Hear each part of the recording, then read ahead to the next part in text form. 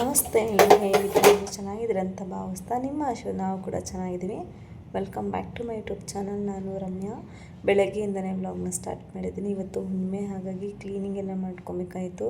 ಬೆಳಗ್ಗೆ ಟಿಫನ್ ಕೂಡ ರೆಡಿ ಮಾಡಿ ಲೆಮನ್ ರೈಸ್ನ ಕಿಚನ್ ಎಲ್ಲ ಕ್ಲೀನ್ ಮಾಡ್ಕೊಂಡಾದ ನಂತರ ನೆಲ ಒರೆಸ್ಕೊಂಡು ಪೂಜೆ ಕೂಡ ಮಾಡ್ಕೊಬೇಕು. ನೋಡಿ, ಕ್ಲೀನ್ ಮಾಡ್ಕೊಳೋ ಟೈಮಲ್ಲೇ ಅದಕ್ಕೆ ಅಂತ ಬಿಟ್ಟು ಬಂದಿದ್ದೆ, ಎತ್ಕೊ ಅಮ್ಮ ಅಂತ ಕೂಡ ಬಂದು ಹಠ ಮಾಡ್ತಿದ್ರು. ಸ್ವಲ್ಪ ಬೇಗನೆ ಎದ್ದಿದ್ರು. ಅವ್ರಿಗೂ ಕೂಡ ಫ್ರೆಶ್ ಅಪ್ ಎಲ್ಲ ಆಗಿಬಿಟ್ಟು ಸ್ವಲ್ಪ ಆಟ ಆಡಲಿ ಅಂತ ಅವ್ರನ್ನ ಬಿಟ್ಟಿದ್ದೆ. ಆಟ ಆಡ್ತಾಯಿದ್ರು.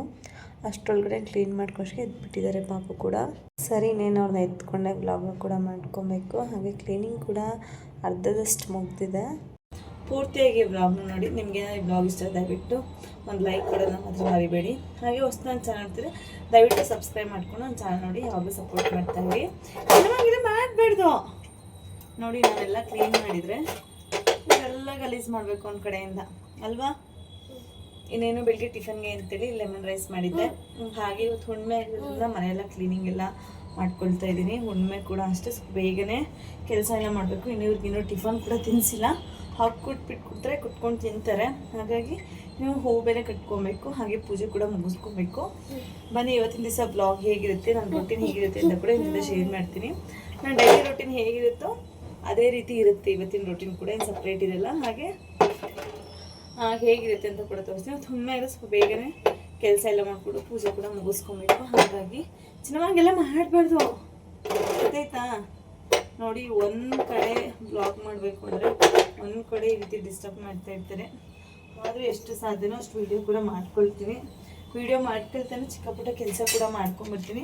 ಅದನ್ನೇ ಸಪ್ರೇಟ್ ಇದನ್ನೇ ಸಪ್ರೇಟ್ ಅಂತ ಮಾಡ್ಕೊಂಡ್ರೆ ಕೆಲಸ ಮಾಡ್ಕೊಳಕ್ಕಾಗೋದಿಲ್ಲ, ವೀಡಿಯೋನೂ ಮಾಡ್ಕೊಳಕ್ಕಾಗೋದಿಲ್ಲ. ಹಾಗಾಗಿ ಸಪ್ರೇಟ್ ಏನು ಮಾಡ್ಕೊಳಲ್ಲ, ವೀಡಿಯೋ ಮಾಡ್ಕೊತಾನೆ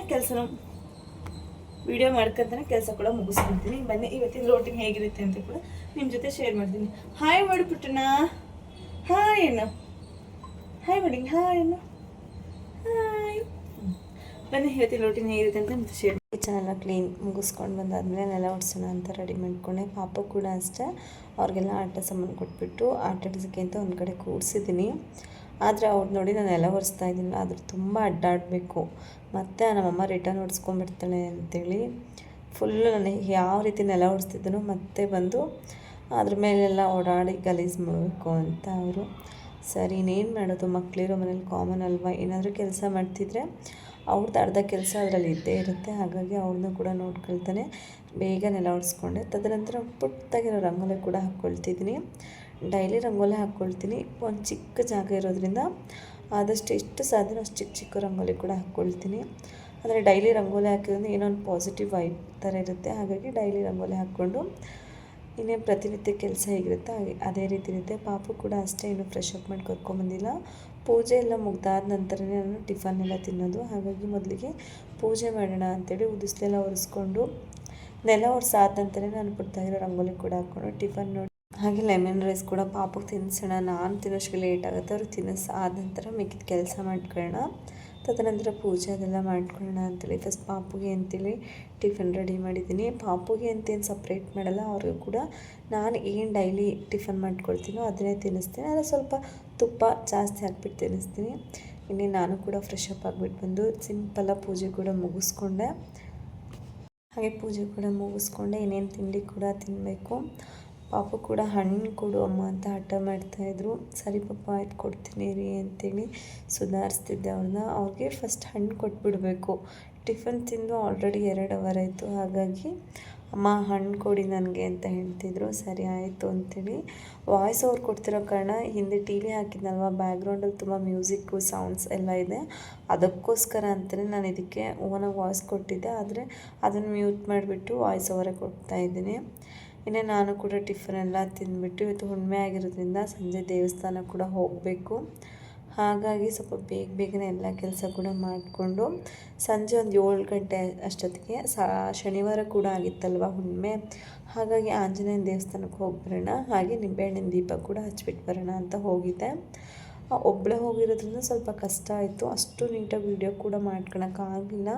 ಹುಣ್ಣಿಮೆ ಆಗಿರೋದ್ರಿಂದ ತುಂಬ ಜನ ಕೂಡ ಬಂದಿದ್ರಲ್ವ. ಹಾಗಾಗಿ ಎಷ್ಟು ಸಾಧ್ಯನೋ ಅಷ್ಟೇ ಕ್ಲಿಪ್ಪಿಂಗ್ಸ್ ತೊಗೊಂಡಿದ್ದೀನಿ. ಹಾಗೆ ನಿಂಬೆಹಣ್ಣಿನ ದೀಪ ಕೂಡ ಹಚ್ಬಿಟ್ಟು ದೇವ್ರ ದರ್ಶನ ಪಡೆಯೋಣ ಅಂತ ಹೋದ್ವಿ. ಪಾಪು ಯಾಕೋ ತುಂಬ ಹಠ ಮಾಡ್ತಾಯಿದ್ರು, ಅಂದರೆ ಕೆಳಗಡೆ ಬಿಡೋಮ್ಮ ಅಂತ. ಆದರೆ ತುಂಬ ರಶ್ ಇರೋದ್ರಿಂದ ಎತ್ಕೊಂಡೆ ಅವ್ರಿಗೆ ದೇವ್ರ ದರ್ಶನ ಎಲ್ಲ ಮಾಡಿಸ್ತಿದ್ದೆ. ತುಂಬ ಚೆನ್ನಾಗಿ ದೇವ್ರಿಗೆ ಅಲಂಕಾರ ಕೂಡ ಮಾಡಿದರು, ನೀವು ನೋಡ್ಬೋದು ಎಷ್ಟು ಚೆನ್ನಾಗಿದೆ. ಹಾಗೆ ದೇವ್ರ ದರ್ಶನ ಎಲ್ಲ ಮಾಡಿಕೊಂಡು ಪ್ರಸಾದ ಕೂಡ ಇಟ್ಟಿದ್ರು. ಹಾಗೆ ದೇವ್ರು ಎಲ್ರಿಗೂ ಒಳ್ಳೇದು ಮಾಡಲಿ ಅಂತ ಭಾವಿಸ್ತಾ, ಹುಣ್ಣಿಮೆ ಪ್ರಯುಕ್ತ ತುಂಬ ಚೆನ್ನಾಗಿ ಕೂಡ ಅಲಂಕಾರ ಮಾಡಿದರು ಕೂಡ ಹುಣ್ಣಿಮೆ ಆಗಿರೋದ್ರಿಂದ.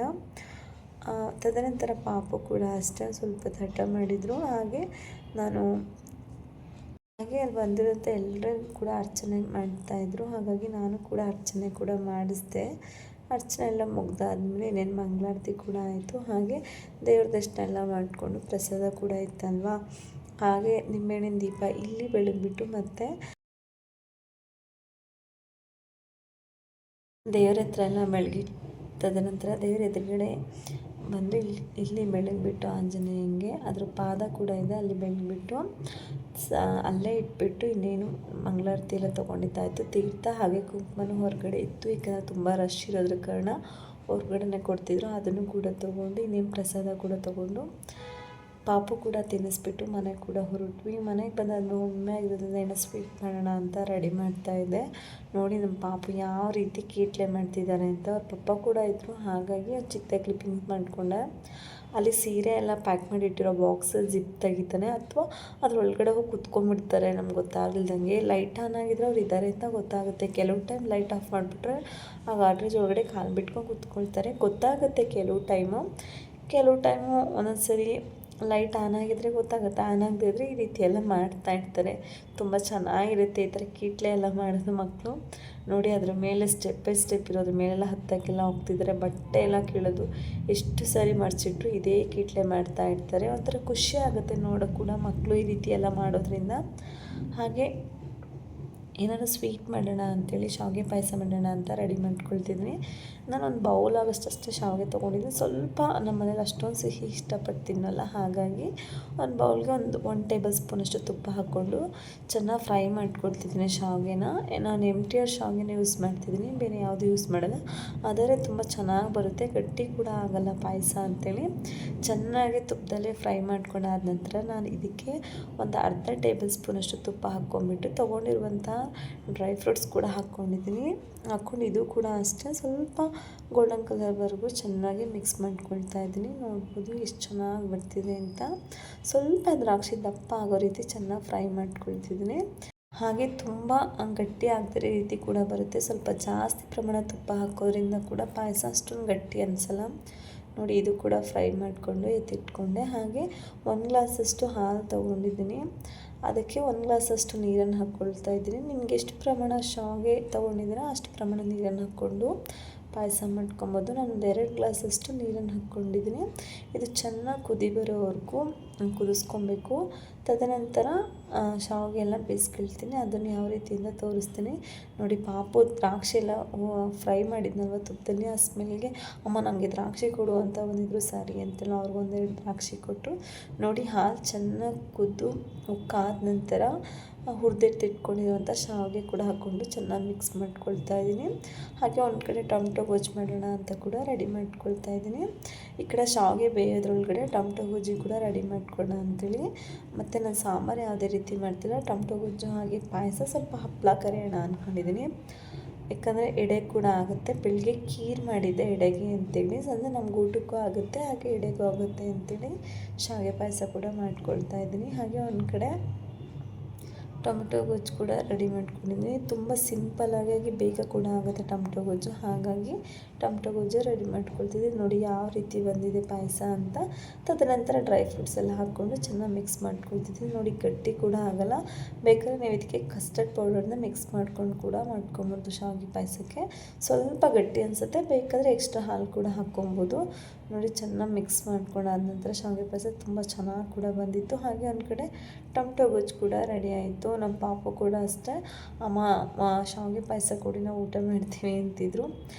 ನಾನು ಊಟ ಮಾಡಬೇಕಾದ್ರೆ ಅವ್ರಿಗೂ ಊಟ ಮಾಡಿಸ್ತೀನಿ, ಮತ್ತು ಅವ್ರಿಗೆ ಸಪ್ರೇಟ್ ಅಂತೇನು ಮಾಡಿಸಲ್ಲ. ಯಾಕಂದರೆ ನಮ್ಮ ಜೊತೆ ಕೂತ್ಕೊಂಡೆ ಊಟ ಮಾಡೋದನ್ನ ರೂಢಿ ಮಾಡಿಸ್ಬಿಟ್ಟಿದ್ದೀನಿ. ಹಾಗಾಗಿ ನೋಡಿ ಎಷ್ಟು ಚೆನ್ನಾಗಿ ಬಂದಿದೆ ಶಾವಿಗೆ ಪಾಯಸ ಅಂತೇಳಿ. ಇಷ್ಟೇ ಹೊತ್ತಿಟ್ಟರು ಕೂಡ ಇದೇ ರೀತಿ ತೆಳು ರೀತಿಯೇ ಇರುತ್ತೆ, ಗಟ್ಟಿ ಅಂತ ಹೋಗಲ್ಲ. ಈ ರೀತಿ ಒಮ್ಮೆ ಟ್ರೈ ಮಾಡಿ ಹೇಗೆ ಬಂತು ಅಂತ ಕಾಮೆಂಟ್ ಸೆಕ್ಷನಲ್ಲಿ ತಿಳಿಸಿ. ಹಾಗೆ ಈ ವ್ಲಾಗ್ನ ಇಲ್ಲೇ ಎಂಡ್ ಮಾಡ್ತಿದ್ದೀನಿ. Thank you.